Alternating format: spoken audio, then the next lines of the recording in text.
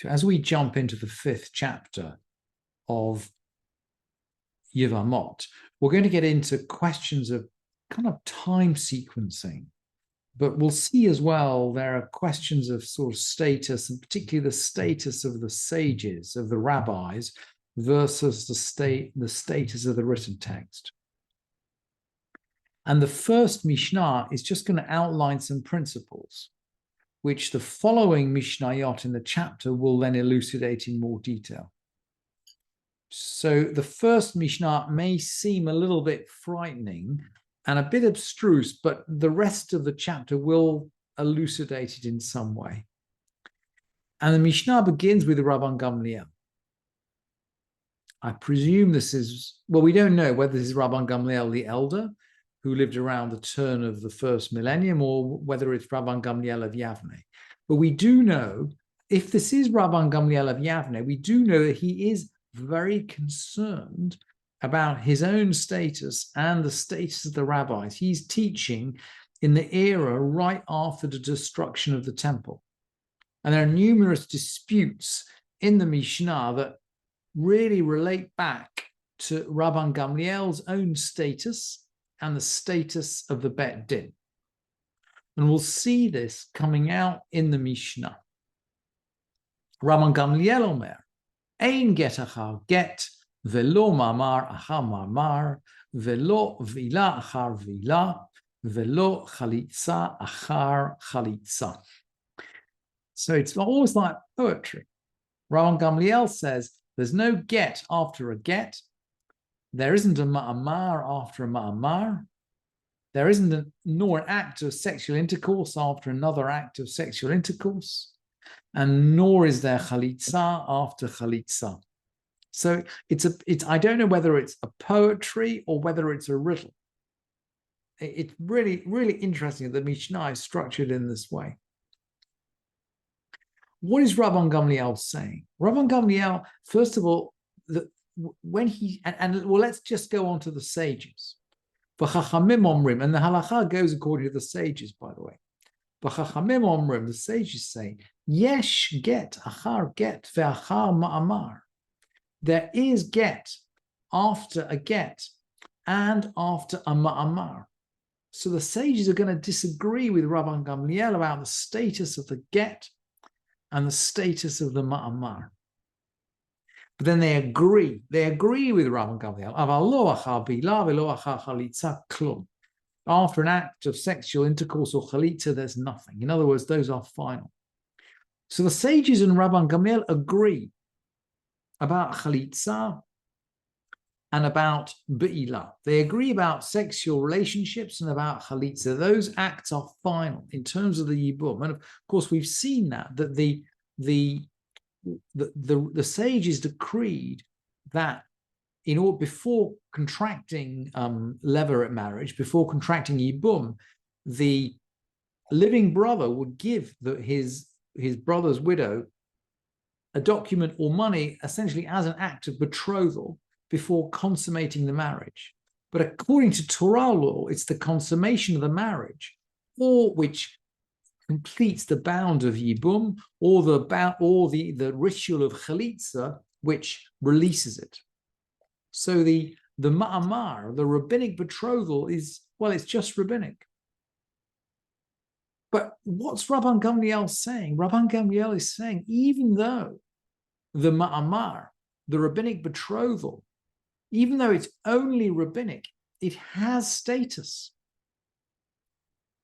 You can't do a ma'amar after a ma'amar. Let's have a look at a diagram and let's just see what he's saying. There's a diagram later down the source sheet. So let's, in this example, Alex is married to Alice and Betsy. Alex has 2 wives, Alice and Betsy, and unfortunately Alex dies. So Bob is in the position of being able to carry out yibum. And Bob is actually going to offer ma'amar to both Alice and Betsy. We don't know why. Maybe we don't know why. Maybe he gives ma'amar to Alice and then maybe he has second thoughts and gives it to Betsy as well. We don't know why. Or perhaps in the other example, maybe after, maybe rather than giving the ma'amar, he gives them a get to essentially as a prelude to chalitza. Maybe he gives them ma'amar, maybe he gives them a get. But in either case, he gives them a rabbinic instrument. And Rabban Gamliel, remember, Rabban Gamliel is going to defend the status of the Bet Din and the status of a rabbinic instrument. And Rabban Gamliel is going to say, look, Bob, if you give an Alice ma'amar, essentially you fulfill the mitzvah of Yibum, practically speaking, or you've certainly agreed to do so, and that your agreement has legal force. So at that point, the bond with Betsy, the bond with Betsy is the bond with Betsy is broken. You've made an arrangement to, if you like, continue your brother's house. The promise you make to Betsy is completely meaningless. Let's go back. That's what Rabban Gamliel is saying. Ein get achar get velo ma'amar achar ma'amar. In other words, if you give Alice a get to try to dissolve the bounds of Yibum, or if you give her ma'amar to promise to carry out Yibum, at that point you dissolve any relationship with the second wife. You've essentially done what you need for the mitzvah of Yibum. Nothing else happens. And the sages disagree. The Chachamim omrim yesh get achar get. The sages say no. The act of giving ma'amar is not the same as an act of Yibum. It's an agreement to do that, but it's not the same. So you could perhaps give ma'amar to two people, and similarly with a get. But the act of sexual intercourse or chalitza is final, and they both agree that. And the Mishnah will then the Mishnah will explain various examples along these lines through the rest of the 5th chapter.